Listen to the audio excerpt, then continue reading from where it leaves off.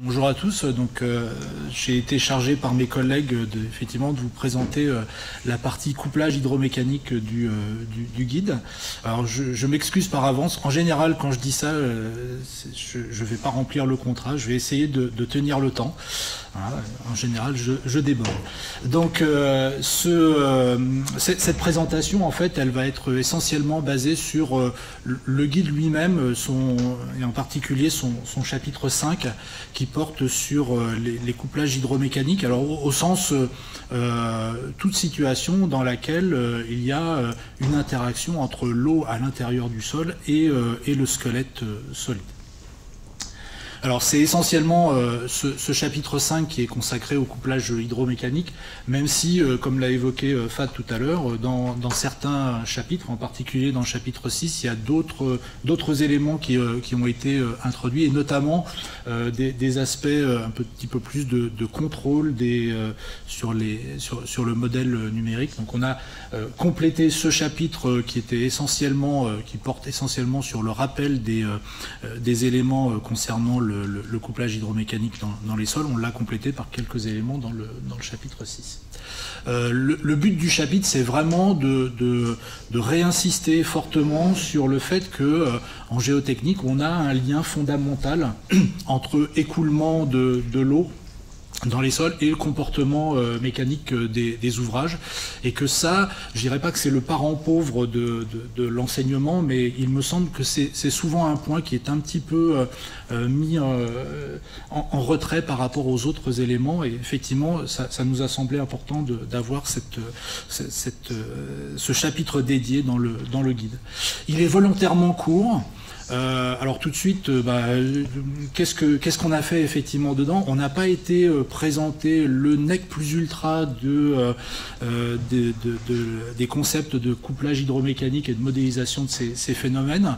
On a essayé, comme l'a dit Fad en introduction, de rester sur les éléments qui nous semblaient les plus importants dans la pratique, on va dire, un peu courante, et pour des points qui nous semblaient un petit peu en dehors de ces situations-là, eh bien de renvoyer vers de la littérature plus complète ou au besoin de dire que ce genre de calcul un peu avancé devait être fait par des professionnels aguerris et compétents dans le domaine.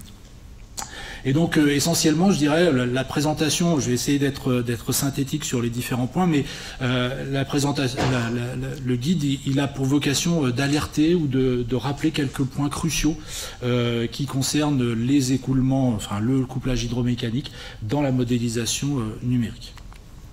Alors, j'ai rappelé le plan du chapitre, essentiellement décomposé en deux. La première partie qui rappelle un petit peu les éléments essentiels des phénomènes liés à l'écoulement de l'eau dans les sols.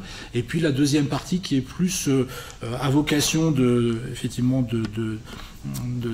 d'information sur la façon dont on peut procéder dans un modèle numérique pour prendre en compte ce couplage hydromécanique à différents niveaux ou pour différentes situations.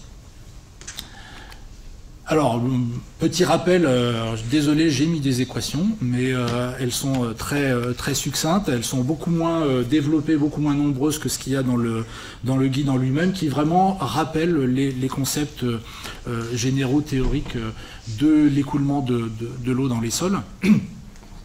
Donc on rappelle bien évidemment les notions de charge hydraulique, de gradient, on rappelle la loi de Darcy, et on alerte dans ce chapitre, dans cette partie un petit peu basique, on alerte essentiellement sur 3 points, je dirais. Le premier, ce qui est presque enfoncer une porte ouverte, c'est dire la mesure de perméabilité, c'est quelque chose qui est pas simple, surtout quand on s'intéresse à l'échelle d'un ouvrage. Et qu'on peut très facilement, contrairement à ce qui peut se faire sur certains paramètres mécaniques, on peut très facilement faire des erreurs d'ordre de grandeur très important. Un ordre de grandeur, c'est pas une erreur qui est tout à fait exceptionnelle en matière d'écoulement de l'eau dans les sols. L'autre élément, c'est le caractère très souvent anisotrope de la perméabilité. Alors on parlait tout à l'heure d'anisotropie mécanique. Là, dans le cas de la perméabilité, de l'écoulement, c'est quelque chose qui est quand même bien connu, qui là encore pose la question de la détermination de la perméabilité, par exemple horizontale et verticale. Et puis la dernière chose, plus d'une manière un petit peu fondamentale, c'est le fait de dire que ce que l'on appelle par abus de langage classiquement la perméabilité, en fait, on sous-entend c'est la perméabilité à l'eau d'un sol, et que effectivement cette valeur-là ne pourrait pas être utilisée quand on a autre chose que de l'eau ou de l'eau pure qui circule.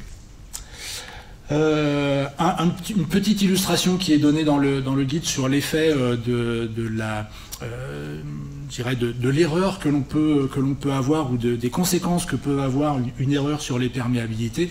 À droite et à gauche, vous avez deux cas. Un cas où la perméabilité est complètement isotrope et homogène dans l'ensemble du massif, qui est concerné par un écran de soutènement. Et à droite, vous avez ce que l'on peut obtenir quand on a juste une couche, alors de quelques mètres d'épaisseur, et avec une perméabilité qui n'est pas si différente de celle du reste du massif. On a des conséquences qui sont très très très très importantes, aussi bien d'un point de vue hydraulique que derrière du point de vue mécanique. Donc c'est vraiment le message d'alerte de cette première partie, c'est la perméabilité. Le deuxième thème qui est abordé, ce sont les conditions limites. Donc on rappelle un petit peu ce que sont les conditions limites dans le cas d'un écoulement de l'eau dans les sols, donc définies en termes de charge hydraulique ou en termes de flux. Ce qui vient naturellement à l'esprit, c'est aux frontières du modèle, peut-être un petit peu moins à l'intérieur du modèle avec les questions de puits et de drain. Et l'élément important peut-être sur ce point-là, sur cette question de conditions limites, c'est que ça peut être dans certaines situations presque le critère majeur de la bonne définition géométrique des frontières du modèle. Autant mécaniquement on peut avoir besoin de frontières latérales en particulier qui peuvent être assez proches de l'ouvrage, autant suivant la situation hydraulique, suivant la situation en termes de perméabilité, on peut avoir à aller beaucoup plus loin que ces frontières latérales qui seraient liées au comportement stricto sensu mécanique. On peut avoir à aller beaucoup plus loin, et c'est, je dirais, ça peut dans certains cas devenir le critère majeur. On parlait tout à l'heure de précision du modèle, en termes de nombre d'éléments, de taille d'éléments, etc. Mais c'est aussi cet aspect hydraulique, ça peut être aussi un élément très très important. Donc les messages d'alerte sur cet aspect-là, c'est que en termes de conditions limites, il faut faire une analyse au cas par cas. Alors si on a une certaine expertise, ça va être assez rapide. Mais voilà, une analyse au cas par cas qui tient compte des perméabilités et des contrastes de perméabilité entre sols est à recommander. C'est dans le cas où on a un puits ou un drain, en tout cas quand on a un phénomène de rabattement, il faut vraiment faire attention à la bonne appréciation du rayon d'action, dit autrement de la position des frontières latérales du modèle. Et puis dernier point d'alerte qu'on a voulu évoquer dans cette partie-là, c'est le fait que quand on a affaire à des puits ou à des drains, il faut s'assurer que d'un point de vue hydraulique, d'un point de vue modélisation numérique, ce que l'on va faire est en cohérence avec la capacité physique du puits ou du drain lui-même, et qu'on n'ait pas des débits qui soient trop importants par rapport à, par exemple, la capacité du drain. Après, en termes d'écoulement, je ne vais pas vous rappeler, je ne vais pas insister beaucoup sur ces aspects-là, mais donc on rappelle bien évidemment les équations qui permettent de résoudre l'écoulement. Alors, en régime permanent dans un premier temps, et puis en régime transitoire dans un deuxième temps. Sur ce point-là, je dirais pas de véritable point d'alerte majeur, si ce n'est le fait que, bien évidemment, tous ces calculs, en tout cas ces équations qui sont présentées supposent que le sol est saturé, bien évidemment. Et puis d'autres petites choses sur les composants du matériau. En termes d'écoulement en régime transitoire, donc on a rappelé je dirais, un petit peu tout l'arsenal des équations qui permettent de résoudre ce problème-là. J'en ai juste mis une en exergue ici pour traduire le fait que on a, en plus des paramètres du matériau, je dirais, classique que l'on a à prendre en compte, comme la perméabilité par exemple, eh bien on a un paramètre supplémentaire qui vient se rajouter, ce coefficient S, coefficient d'emmagasinement spécifique, qui peut être assez difficile à estimer, à évaluer. Alors je ferai le parallèle avec, où je renverrai sur cette question-là, je renverrai au guide récemment paru donc sur le rabattement de nappe, où cet aspect-là est plus, je dirais, plus détaillé. Donc on a dans notre guide, on a voulu peut-être être un petit peu plus, ne pas rentrer trop dans le détail sur cet aspect-là, mais bien insister sur le fait de la difficulté de l'évaluation de ce paramètre. Et puis après, insister également en termes de message d'alerte sur le fait que quand on recherche l'évolution de l'écoulement en régime transitoire, eh bien, les conditions aux limites et les conditions initiales que l'on met au calcul sont importantes. Donc conditions aux limites hydrauliques, je les ai déjà mentionnées, avec la question de la variation temporelle, s'il y a lieu de les prendre en compte.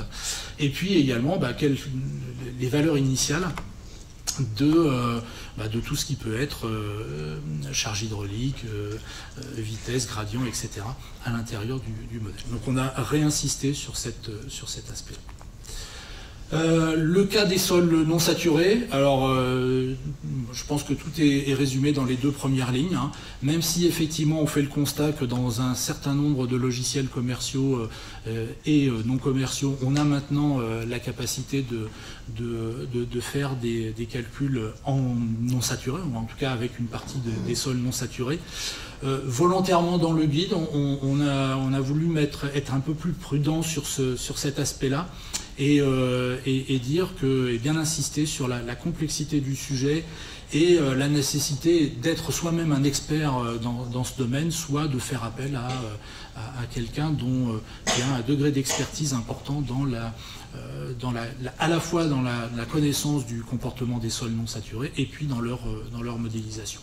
On a rappelé quelques petits éléments qui sont fondamentaux quand on s'intéresse aux sols non saturés, la notion de succion, la notion de degré de saturation, les questions de l'utilité de la courbe de rétention, que ce soit en humidification ou en séchage, pour arriver à proposer des éléments, des paramètres qui pourront être rentrés dans une loi de comportement de sol non saturé qui serait prise en compte numérique. Et en particulier, on rappelle, c'est pas la seule possibilité, mais on rappelle que on peut faire un calcul en contrainte effective éventuellement, mais en prenant soin d'avoir une alternative à l'équation de Terzaghi. Donc par exemple d'utiliser l'expression de Bishop, même si d'une manière générale le guide lui-même ne préconise pas forcément cette approche-là, mais dit c'est une des solutions possibles. Là encore, on renvoie vers la littérature plus complète sur le sujet pour que les lecteurs puissent, je dirais, progresser dans ce domaine. Maintenant, si on s'intéresse aux aspects de couplage, véritablement, c'est-à-dire après les rappels un petit peu de fondamentaux, comment est-ce que l'on traduit ça dans la pratique de la modélisation du comportement d'un ouvrage dans lequel il y a un aspect écoulement ou couplage hydromécanique qui est important. Donc le cadre général peut-être à rappeler, c'est effectivement qu'on va s'intéresser essentiellement à un sol qui doit être saturé, que dans ce cadre-là, eh bien, on utilise l'équation de Terzaghi pour définir les contraintes effectives à partir des contraintes totales et de la pression de l'eau, qu'on a un équilibre statique qui doit être vérifié, et que quand on déroule le calcul, eh bien, on peut arriver à une expression qui est à résoudre et qui nécessite l'introduction ou la considération de la loi de comportement du squelette solide, donc du matériau, donc exprimé en termes de contrainte effective versus déformation. Voilà, donc le cadre général qui est rappelé, et après on a mentionné que par rapport à cette situation ou cette question, finalement on a trois situations possibles que l'on peut identifier. Soit on a affaire à un problème dit à long terme, où on va pouvoir, je vais revenir là-dessus par la suite, mais on va pouvoir découpler finalement dans une certaine mesure le calcul hydraulique du calcul mécanique, soit un problème véritablement à court terme, ou dit autrement purement non drainé, où là on est effectivement obligé de prendre en compte l'interaction entre les deux éléments squelette solide et eau interstitielle, d'une manière entre guillemets simplifiée, et avec des gros guillemets. Et puis la troisième situation, c'est celle où on a à prendre véritablement en compte le comportement couplé en régime transitoire. Ça peut être l'exemple, par exemple, ça peut être celui de la consolidation, si on a à la représenter ou à la prendre, à l'étudier pour un ouvrage donné. Alors, les trois situations, rapidement. Donc, la première, c'est assez, je pense que c'est assez habituel.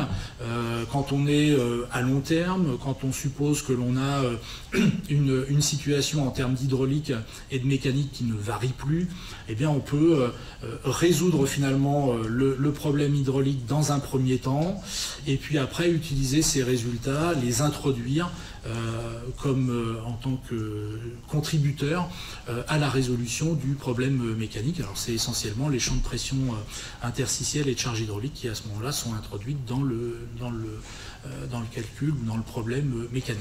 Le calcul est découplé. Peut-être le seul point d'alerte que l'on a mentionné par rapport à cette pratique un peu standard ou un peu habituelle, c'est le fait de dire que finalement faire ça, c'est supposer implicitement que la situation la plus défavorable, c'est celle que l'on étudie, c'est le long terme, et que c'est pas une situation intermédiaire, qu'on imagine qu'il n'y a pas de situation plus défavorable que celle qui est à long terme, ou bien évidemment le pur court terme non drainé que l'on pourrait traiter par ailleurs. La situation entre les deux, on imagine à ce moment-là qu'elle n'a pas d'impact majeur sur le comportement de l'ouvrage. Le couplage hydromécanique en cas de court terme ou non drainé, là c'est le cas où on a une sollicitation, un chargement mécanique qui est suffisamment rapide pour qu'on n'ait pas d'écoulement de l'eau. Alors on rappelle dans le guide que ce critère-là, il est éminemment dépendant de la perméabilité du matériau, bien évidemment. On ne sait pas dire quel est ce temps suffisamment rapide pour que l'écoulement de l'eau ne puisse pas se faire. Donc c'est en relation avec la perméabilité.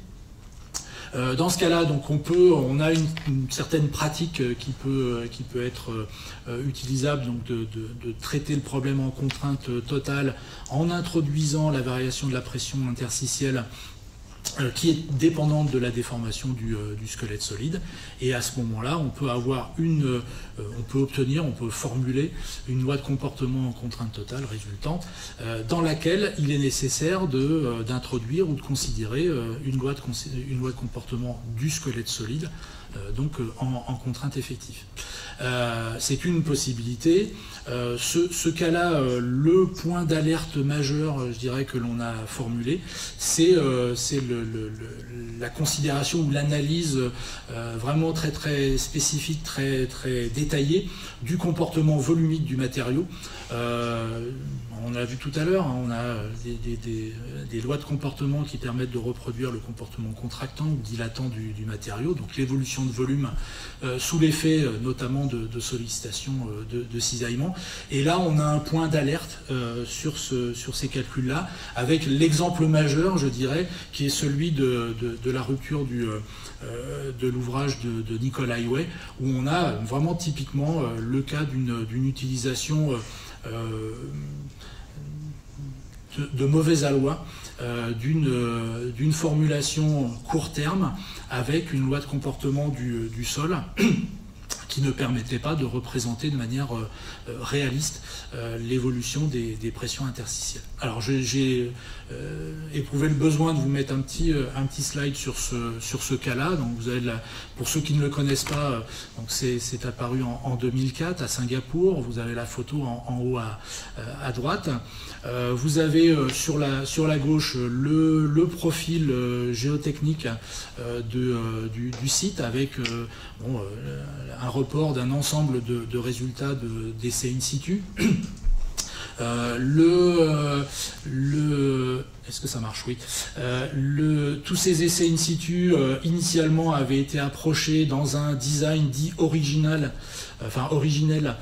avait été approché. Il y avait un premier dimensionnement qui avait été fait, sauf que le client nécessitait que ce dimensionnement soit validé par un modèle numérique. Donc les gens ont fait un modèle numérique avec un logiciel que je ne mentionnerai pas, mais dans lequel ils ont utilisé une loi de comportement de type Moore-Coulomb en conditions non drainées, donc avec la formulation que je vous ai présentée précédemment.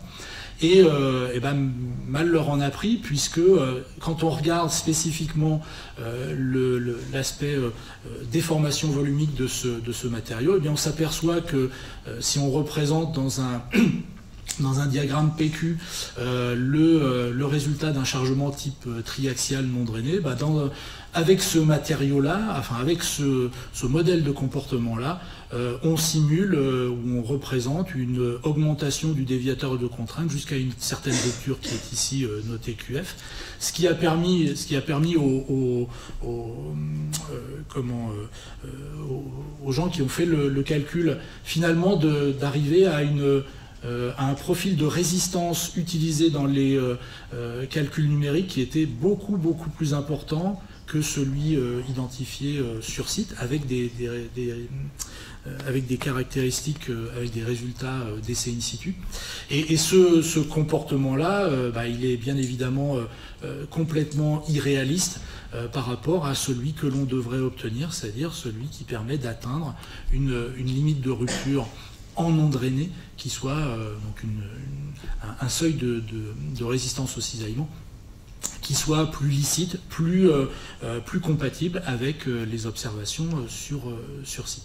Donc c'est vraiment, voilà, on a pris cet exemple-là, on l'a remis, on a mentionné toute la littérature qui peut exister sur ce cas-là, comme exemple typique de ce point d'alerte sur l'utilisation de lois de comportement pour le squelette solide, loi de comportement en contrainte effective pour calculer des situations non drainées, donc à court terme.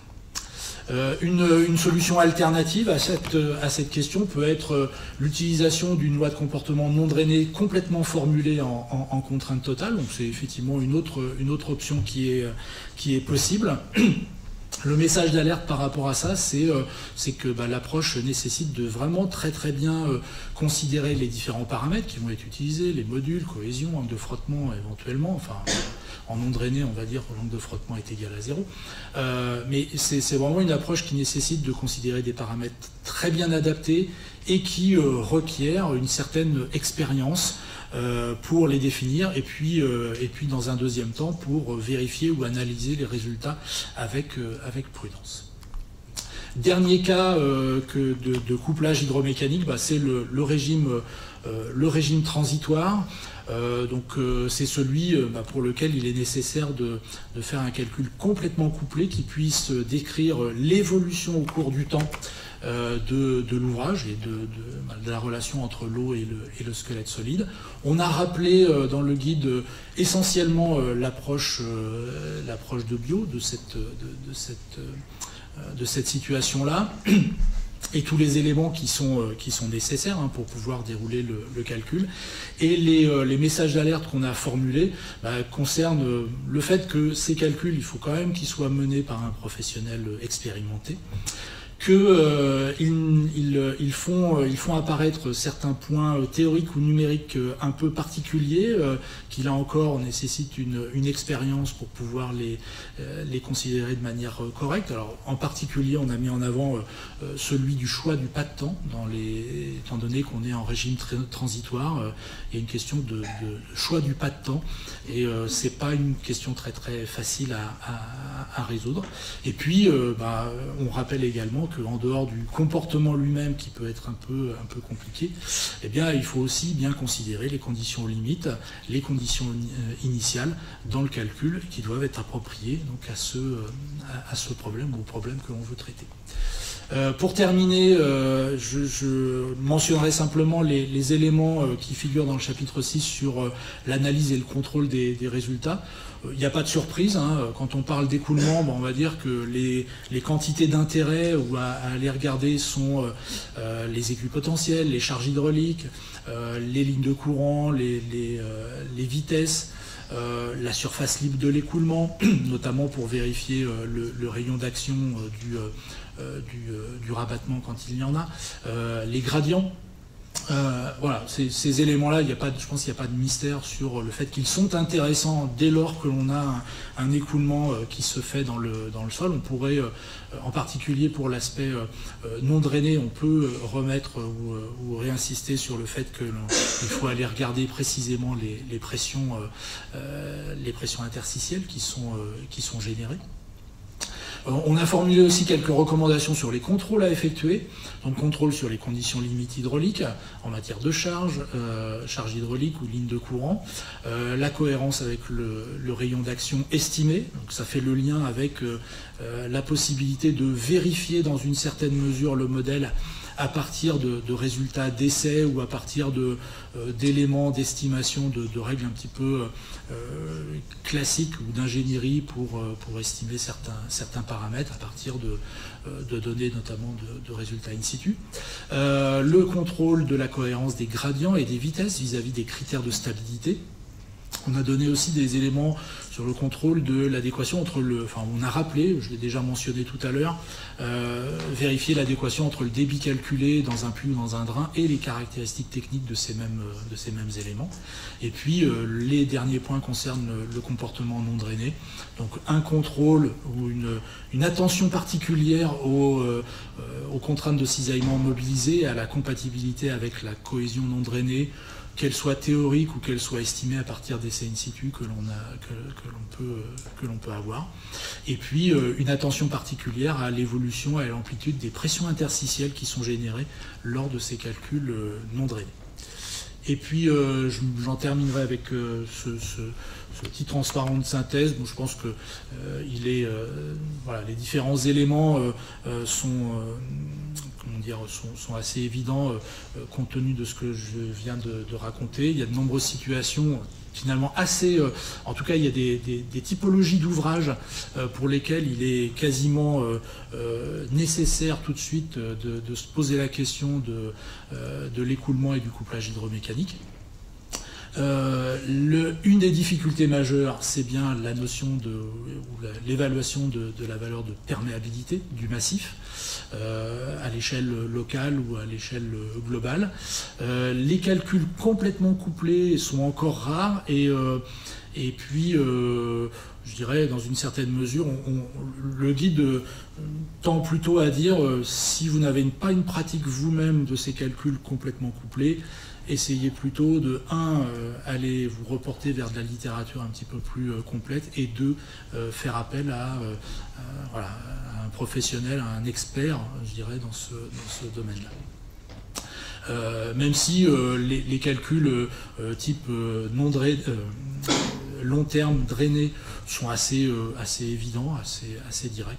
Il n'y a pas de souci. Pour les calculs en conditions non drainées, vraiment une attention particulière au choix du modèle de comportement pour le sol, de manière à ne pas en particulier surestimer la résistance au cisaillement du matériau. Voilà, je m'en arrête là. Merci beaucoup.